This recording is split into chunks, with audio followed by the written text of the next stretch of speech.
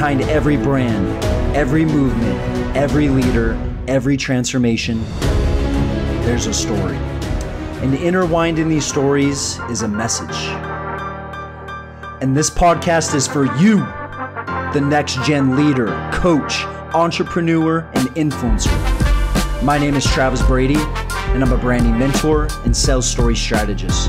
I hope you see me more of a guide than a host as I share the stories behind the brands, so you can take these stories, experiences, principles, and teachings and use them to share your story with the world. And what's up, guys? We got another amazing podcast with a powerhouse woman here in Arizona. She actually spoke at BrandX last year on the panel. Hannah Hammond. She is founder and CEO of HB Capital and the firm RE. Self-made millionaire in her 20s. Has her own podcast. Always see her with some of the biggest names on social media. Robert Kiyosaki. During the race last year, I saw you hanging out with a lot of really cool Republicans. But anyways, fill in the gap, Hannah. Yeah, thank you so much for having me on your show, Travis. And I'm glad that we were able to connect. And it was great seeing your awesome event last year at BrandX. And yeah, I mean, I love real estate. I love business. I love people. And my network and my relationships is who I give all the credit to getting me to where I am today. And I know, who will help me get to where I want to go as well. And just being able to serve everyone I possibly can along the way. Yeah, absolutely. Yeah, I love it. Loved having you. How did you like being on the panel at BrandX? It was awesome. It was such a great time, such a great crowd. You really know how to put on a great event. And what do they call it? The MC, he was awesome too. Yeah, Sam. Yeah, he was perfect for the job. So yeah. Were you nervous up there at all? Was that your first time being on a panel or speaking like that? Or have you done stuff like that before?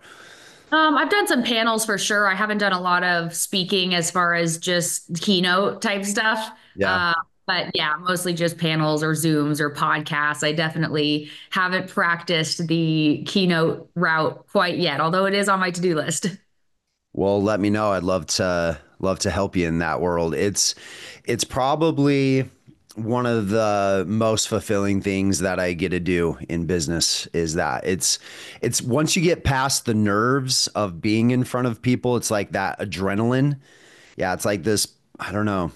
I can't explain it. It's really hard. It's just like driving a fast car and speaking on stage is probably like two of my favorite adrenaline things that I do in my life. So yeah, you can tell.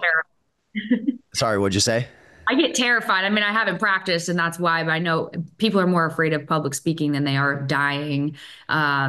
Studies show. And so I don't mind so much if I'm on a panel, like sitting down. For some reason, if I'm sitting, it's no big deal. Even if I'm alone sitting, it's fine. But if I'm standing, it's like everything changes in my nervous system. Yeah, that's funny how that works, huh? Yeah. So tell us, fill in the gaps of your intro. I'm sure we skipped over a lot of the stuff that I read here. Fill us in a little bit about your background and everything.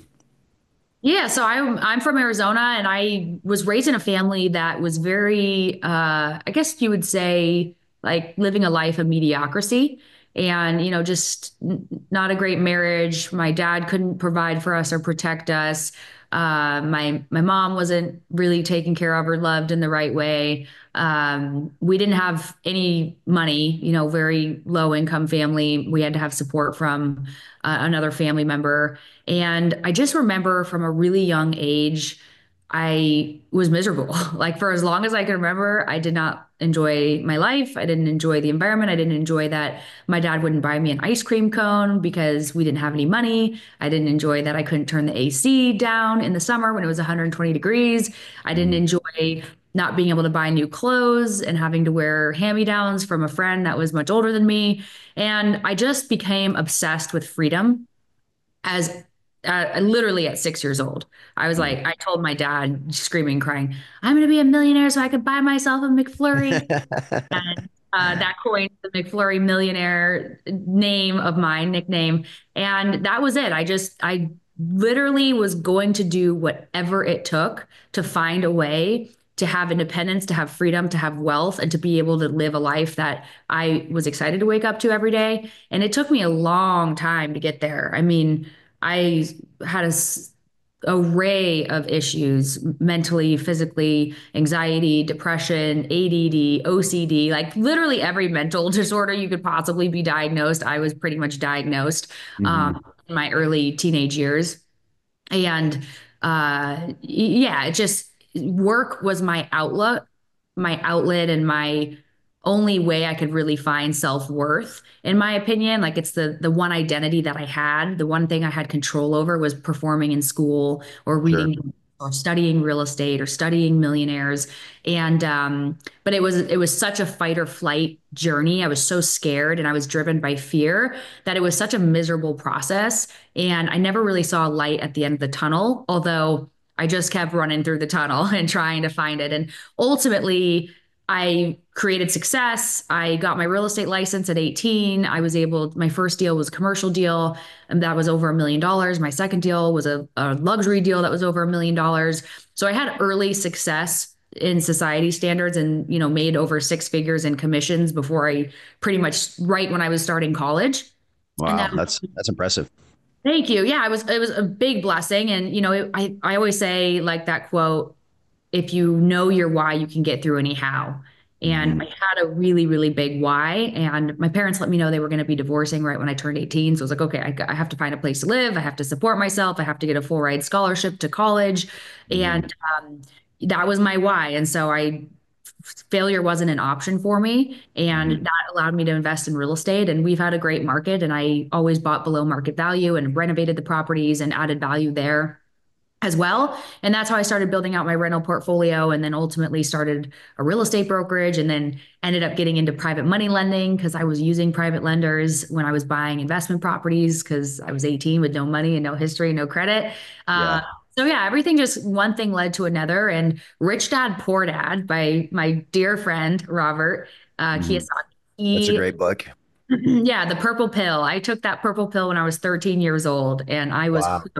on assets versus liabilities, good debt versus bad debt, and owning my own business, acquiring real estate, and letting my assets pay for my liabilities. So just living by those principles allowed me to, become a multimillionaire in my 20s. And now that's when I really focused on healing myself because I realized money fixes a lot of things, but some problems money can't fix. And those are some of those real internal issues. And the money, though, allowed me the freedom to really take the time to start looking inside and figuring out what were those holes inside of me that money or success or these external things weren't going to fill. And now life is just so beautiful and it's so fun. And my dreams have grown to massive, massive scales because the intention is different. It's not coming from a place of fear. It's coming from a place of abundance and love and creation. And Hmm. that's my motive behind everything I do. So I just truly love taking on challenges and helping inspire people to come on this journey with me to reach their highest potential in all areas of their life, not just financially. Yeah, I love that. Sometimes the best thing that can happen to you as a kid is that you don't grow up with a lot of those things like money and getting things handed to you. We when we were younger, if we didn't work in the yard on Sunday, we had to go to church. That was our punishment, was to go to church. And so we just grew up just hard work, put your head down, get it done. And I think that's some of the best things that my parents could have ever taught me is how to work hard. You got involved with Robert Kiyosaki's book at age 13. What is it, kind of your background of just not having money? Is that what drove you to that book, or who introduced you to that book? Yeah, just my background and my desire to have freedom and wealth. So I just researched. Luckily I was born in an era with internet, and I Googled how to get rich, how to be a millionaire, how to build wealth, and Nice. the book popped up. And that was literally the only book. I mean, I know I read a handful of books, but that's the only one that stuck with me that I still remember so much of it. The concepts are so clear in my head till this day. And I was like, that's it. I got it done, locked and loaded. And I had my plan and I just went for it and never looked back. I love it. Do you have any brothers and sisters then? Yeah, I do have two older brothers. Two They're older about brothers. 6 years older than me. And boy, was that fun growing up. Why the super overprotective, or why do you say Oh, that? oh no, they were very hard on me. Yeah, Oh, they were they? They were hard on you, huh? yeah, yeah.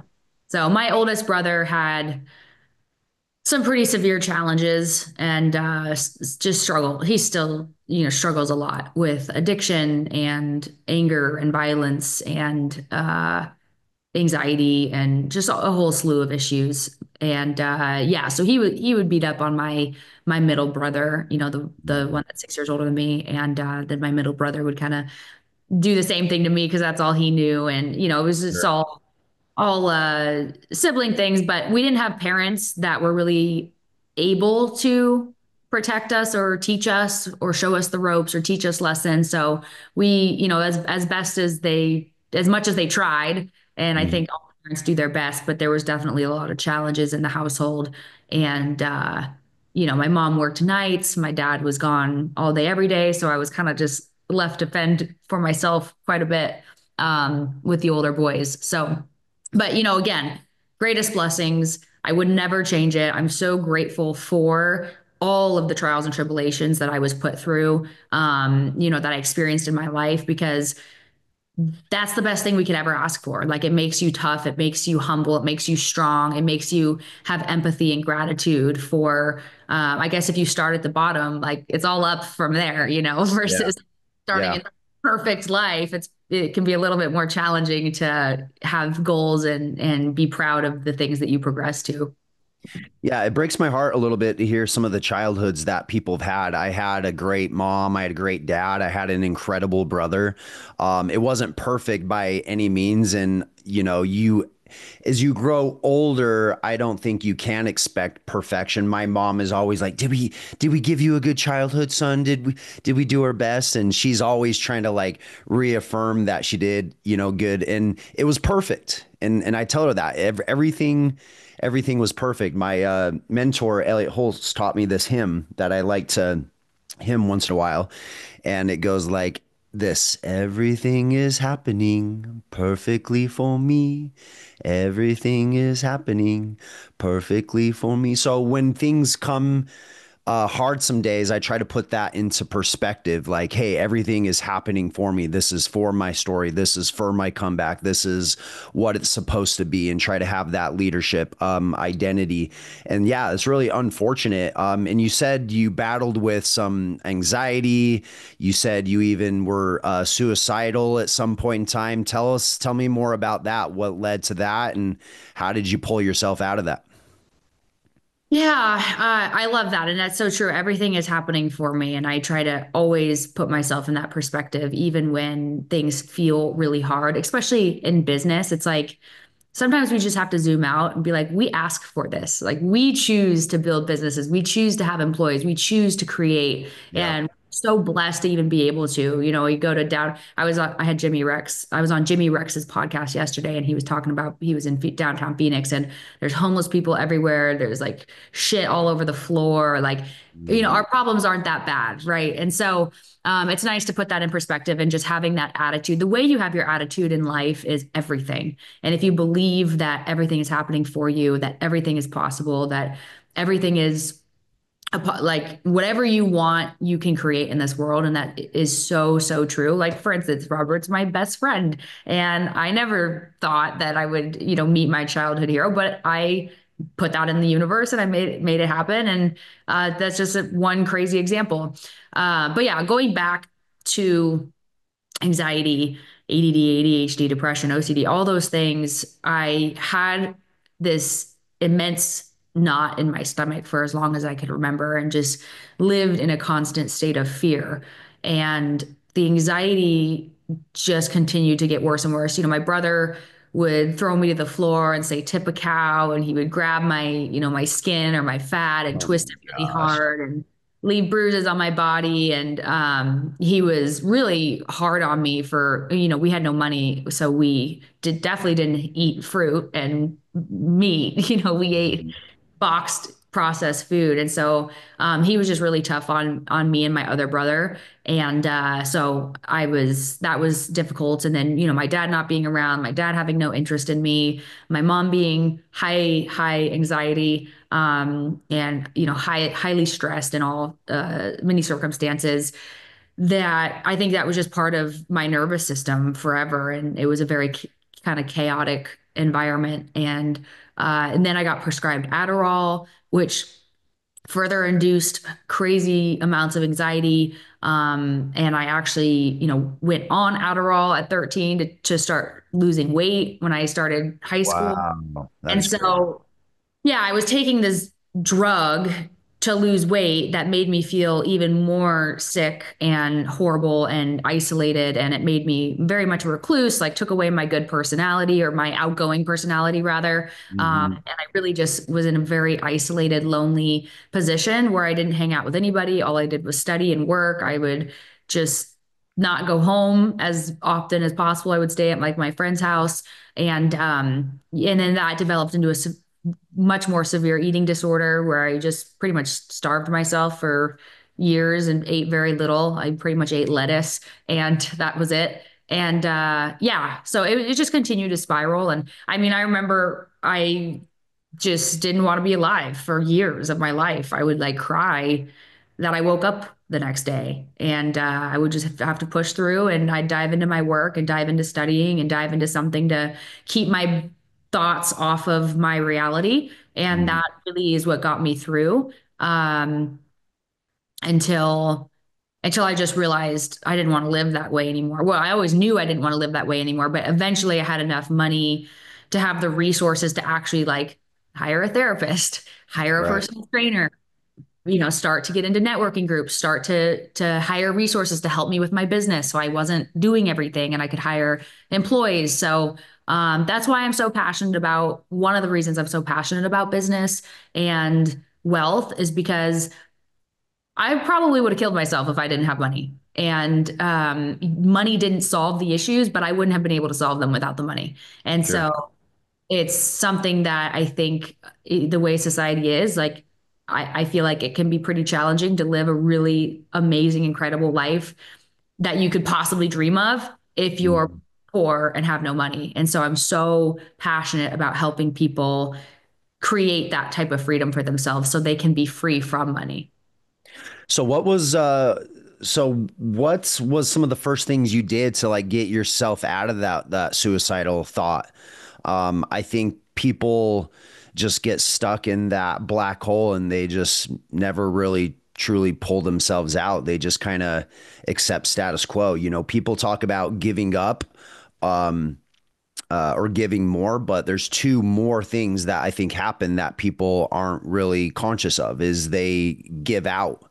They just kind of say that they're going to do it, but they don't really put in the effort that is really needed, and they just kind of give out, or they just kind of give in. They just kind of accept status quo.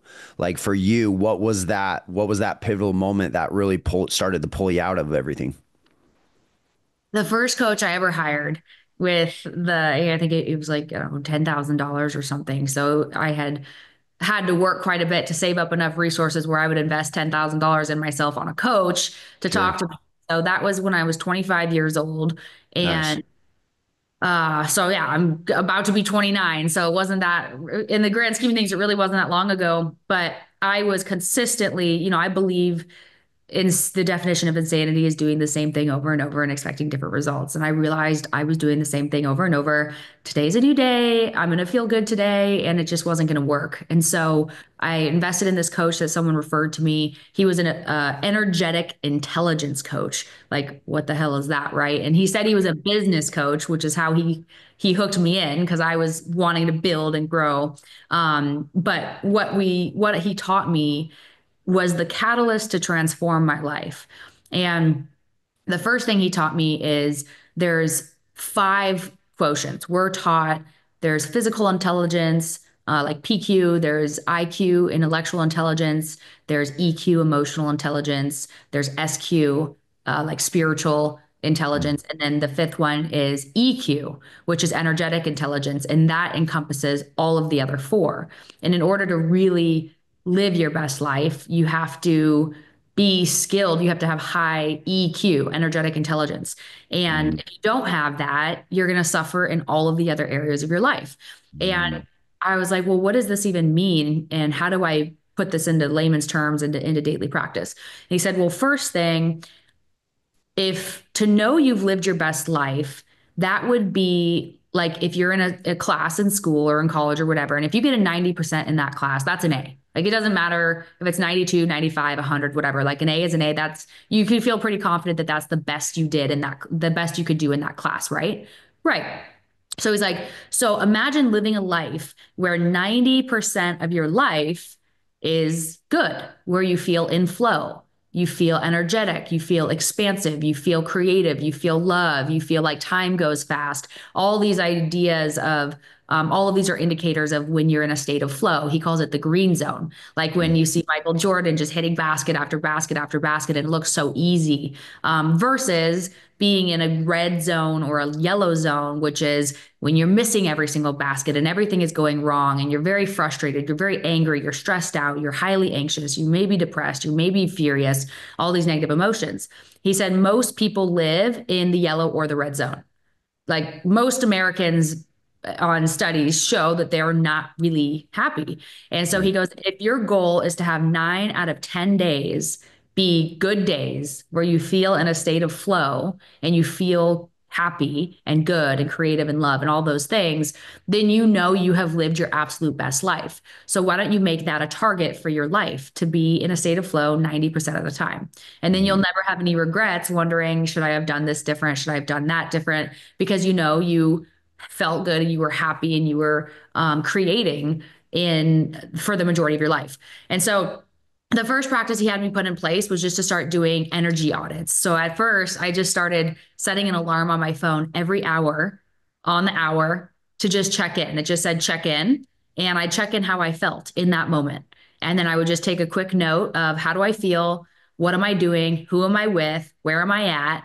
And start to make notes of the things that made me feel expansive and creative and happy and love and joy and mm, all those things. And then start to keep track of the things that made me feel contracted, stressed, anxious, bored, all those things. And I quickly started to realize most things in my life at that given time were making me feel not in a green zone. They were making mm, me feel in a red or yellow zone. And so he's like, okay, well, now that you know, the first step is awareness. And mm, now that you know, start to track the things that make you feel good.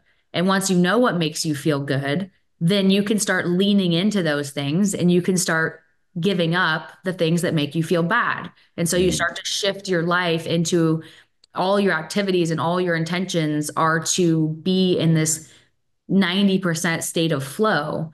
And mm. that changed everything for me. I left my Nice. fiance. I changed my business.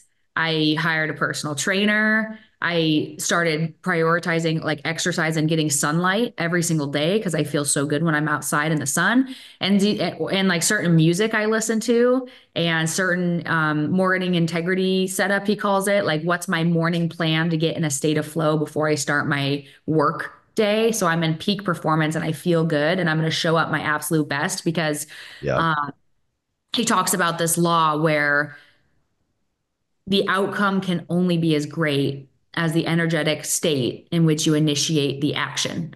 And so if Mm, you go, like if I came into this podcast in a not state of flow and in a poor energetic state and I was stressed out or angry or something, I wouldn't show up my best and I wouldn't deliver my best. And so it would be a waste of time to even show up at all because it's not going to be my best and it would be better to reschedule in that moment.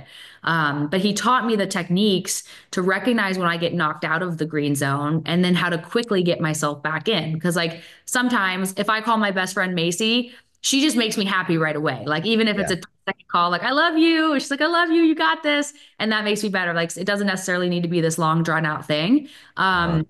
Certain events happen in your life, like maybe somebody passes away, and that's a long, drawn out thing, and it takes you a little bit longer to get back in the green zone.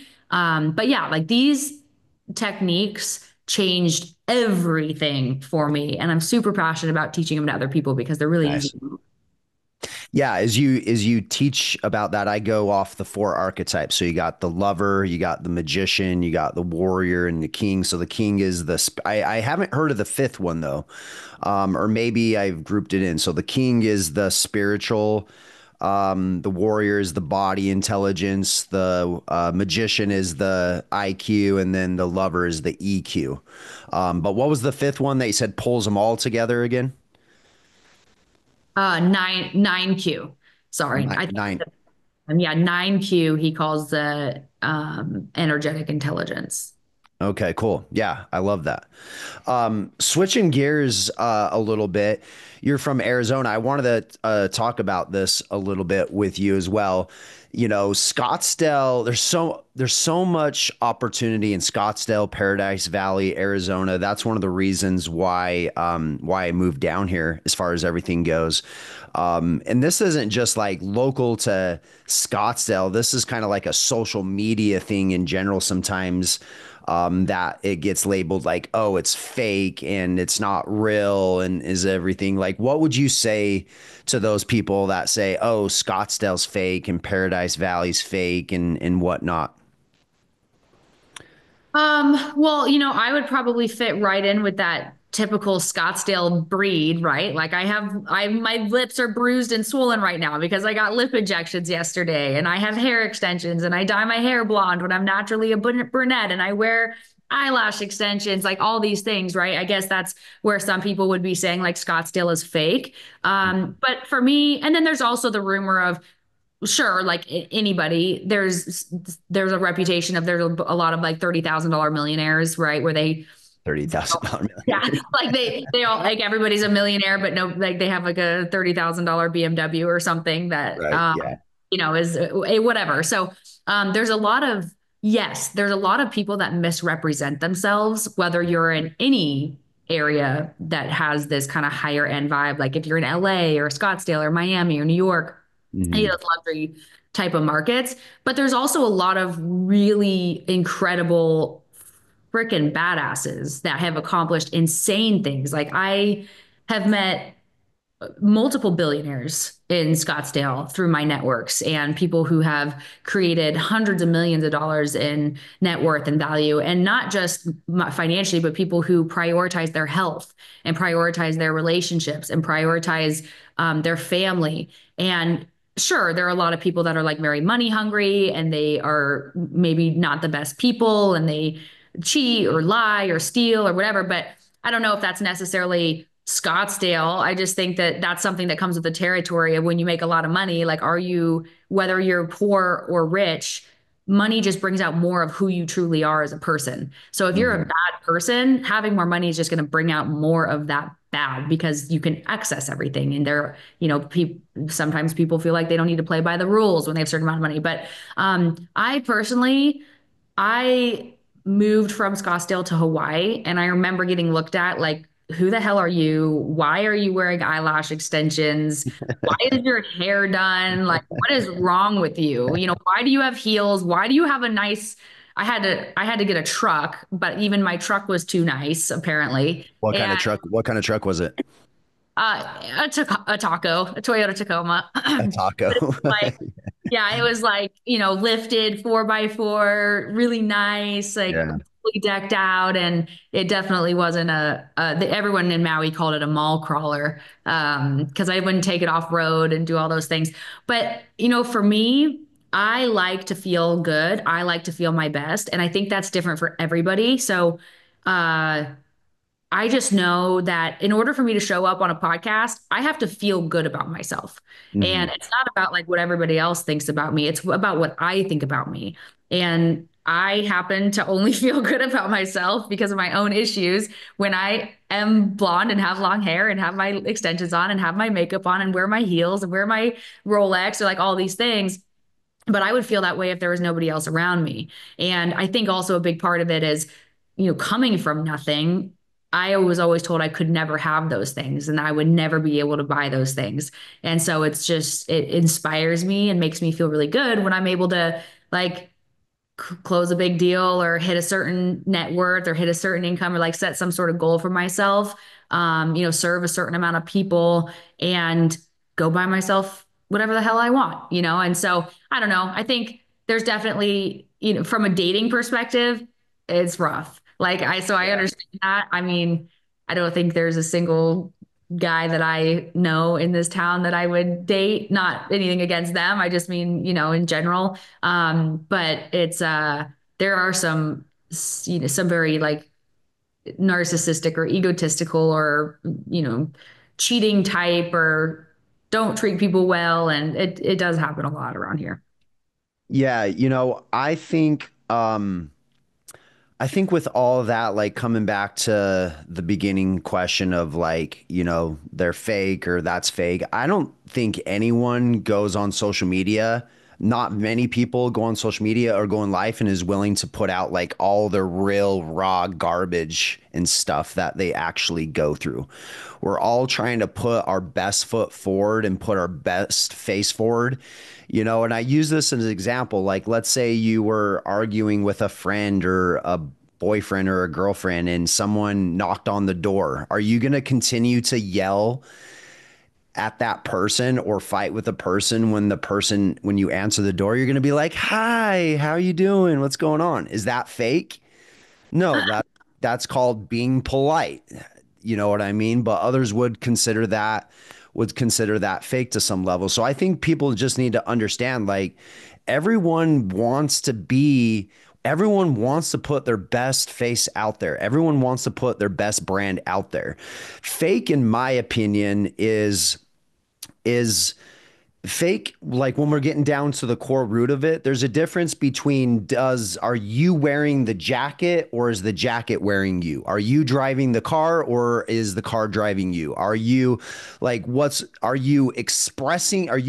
that to express yourself, or is that trying to hide something? And I think that's really what the core root. And I think it comes back down to not doing the internal work, because when we don't do the internal work, then we get caught in that game of trying to look or perceive a certain way. But what I can really say, over the years of working with a lot of people and just hearing what a lot of people say, like, people love to hear the real raw stuff. They love it.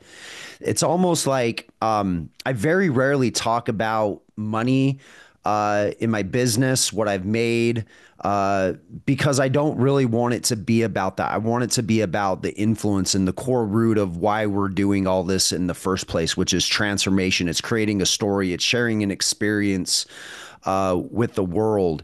And I think a lot of times we just get caught up on that stuff, but it's almost like an old song. Like, no one, like, it was like when social media first began, it was like everyone wanted to see the fancy car and the money. Now it's like almost like people don't necessarily care about that shit anymore, is what I've kind of noticed, if that makes sense.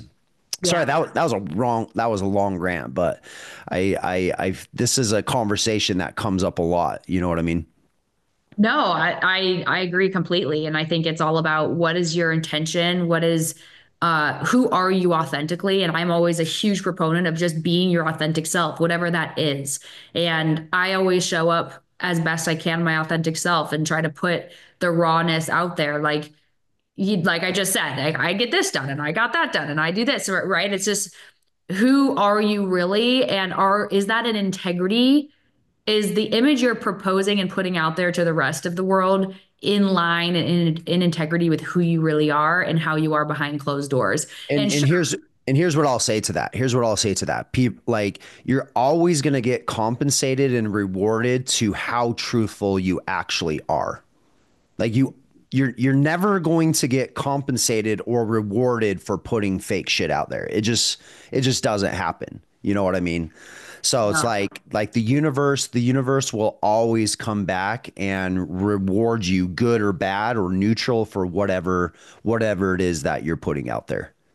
I agree. I think honesty is always the best policy, and like the easiest way to never have to worry about anything is just to be honest. And if you're honest with yourself, yeah, and you should, being like, nobody is ever going to like you. Like, everybody is never going to like you. And I feel like if you're somebody where everybody likes you, then you're not really showing up your authentic self. Because if you're really your authentic self, there's going to be people that disagree with you, or people that think that you're whatever, weird or annoying or fake or too loud or too quiet or too fat or too skinny or too rich or too poor, like whatever, right? Yeah. And so just showing up how you feel best is all that really matters, because then you will be a magnet to your ideal network, your ideal customer, your ideal spouse, your ideal friends. They will be magnetized to you and you will feel good because you are living in authenticity with your true self.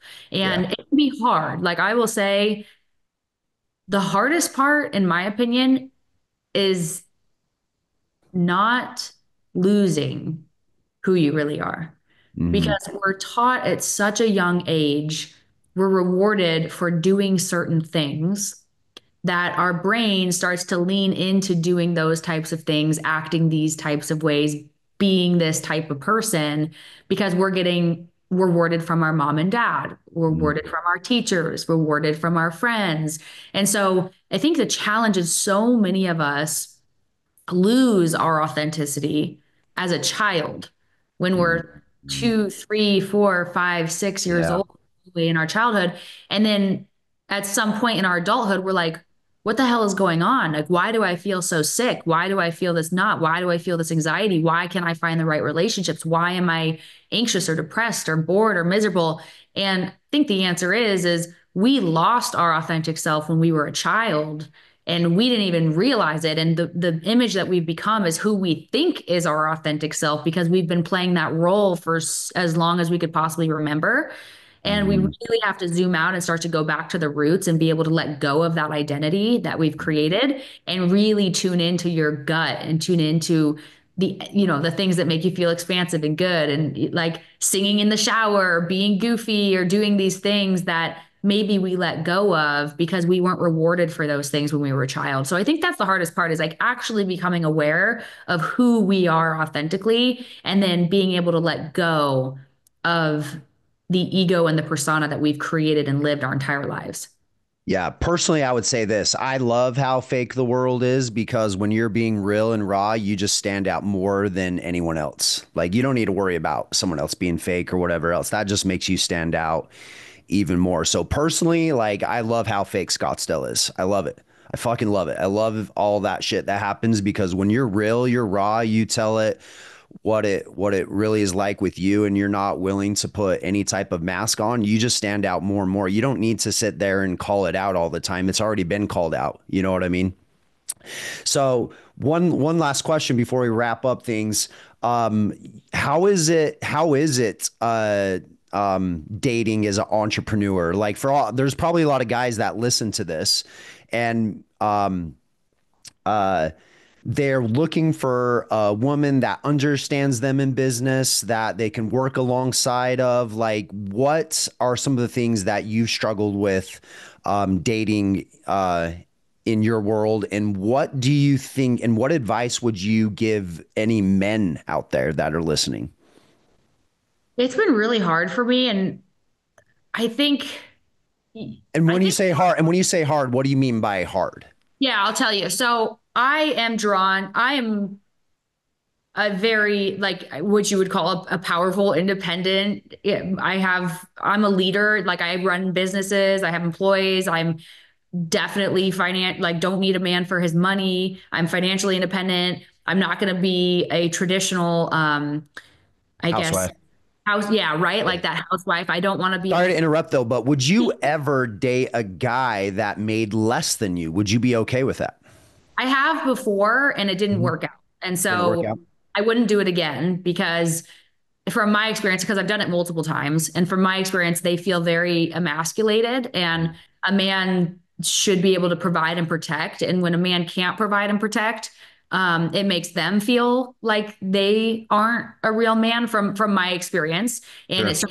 it's issues of like kind of jealousy or anxiety or not feeling worthy enough. And then it also made me feel maybe a little bit of unintentional resentment as well, because it almost reminded me of like my father, like, Okay. oh, I gotta take care of myself. I gotta go do this. I gotta go do that. So I wouldn't do it again. I like to be I think a woman needs a man who inspires them. I think a woman who needs a man that's like better than them, bigger than them, stronger than them, better looking than them. Like I just think naturally we want to look up to a man.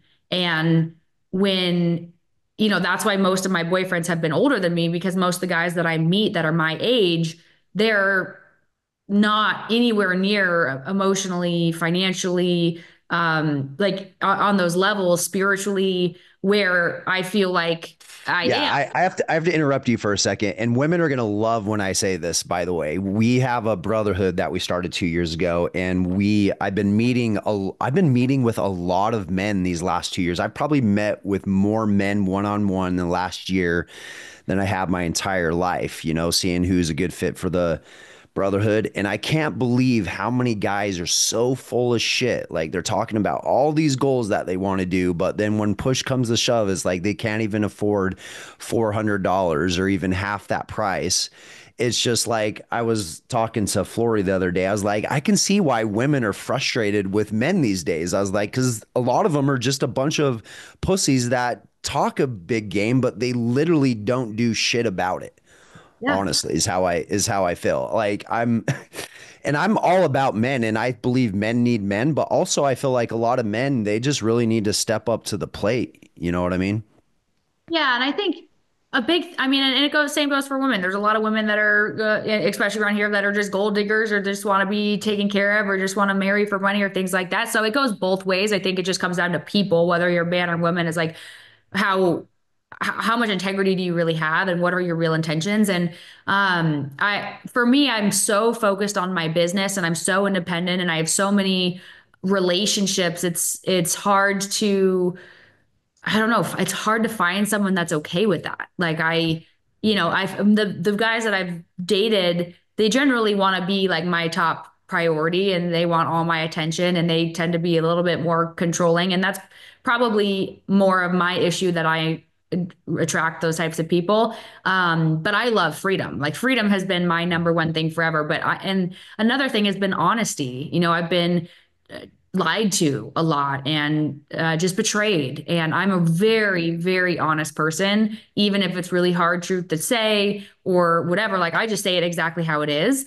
And a lot of guys are just salesmen and they'll present themselves as something that they're completely not.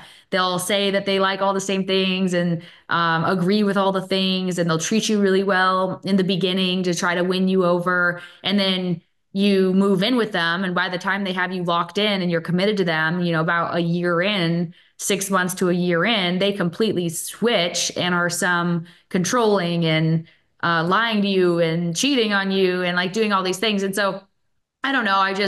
I am in a, It sounds like it's not the focus right now in your life, is what I yeah, is what I'm getting right. at right now. I, Which I is have which like, is fine. I mean, what, you're upper 20s right now, so yeah. I mean, I'm from Utah. It would be real like I didn't get married. I didn't get married till I was mid 30s, and I was considered ancient for Utah terms for not getting married. Like I'd say the average, I think 25 and 23 is the average ages to get married in Utah.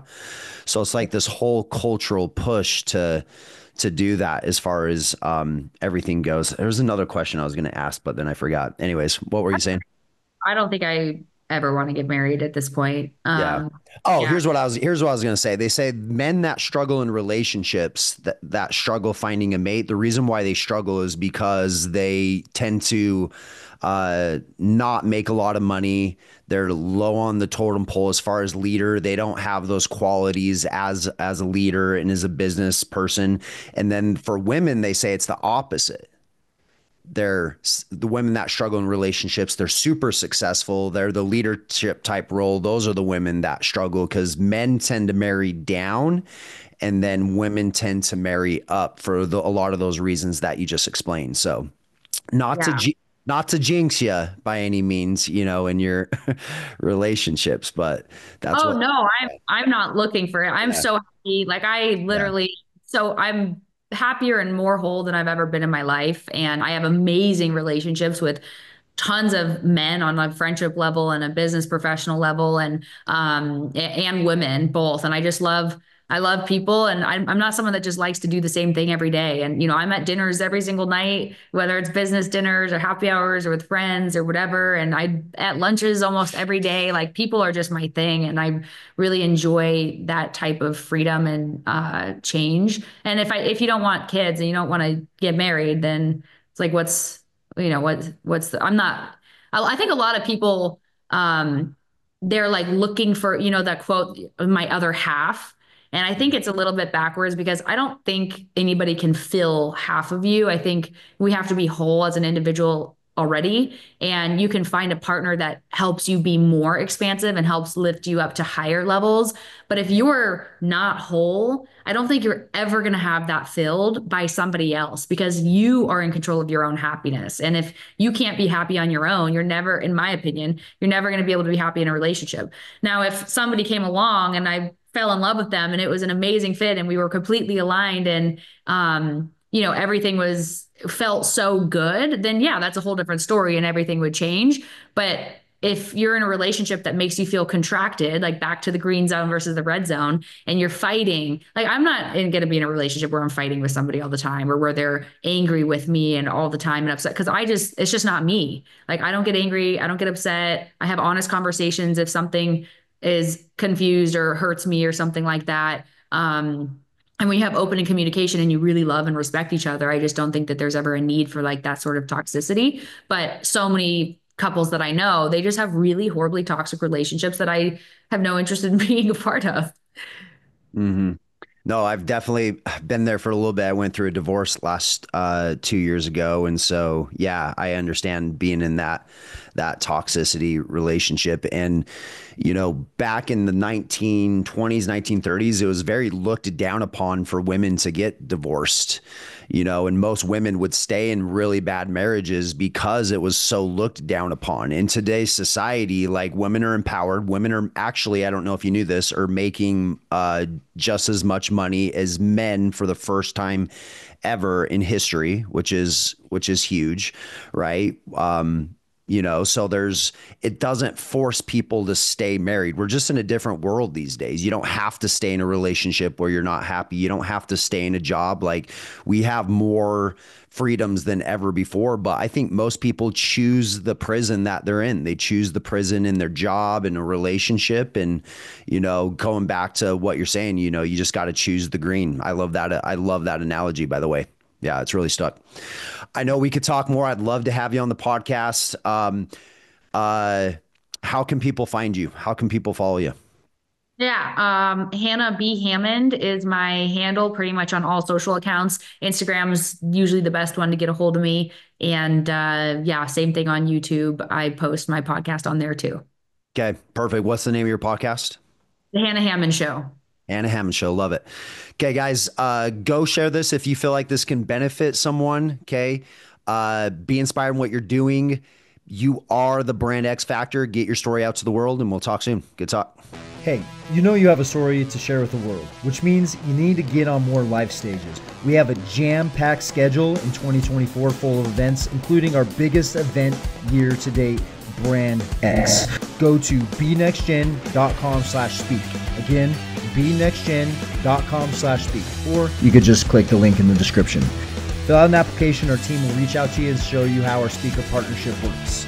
Get on a stage, get video, blow up your brand, blow up your business. Let's go.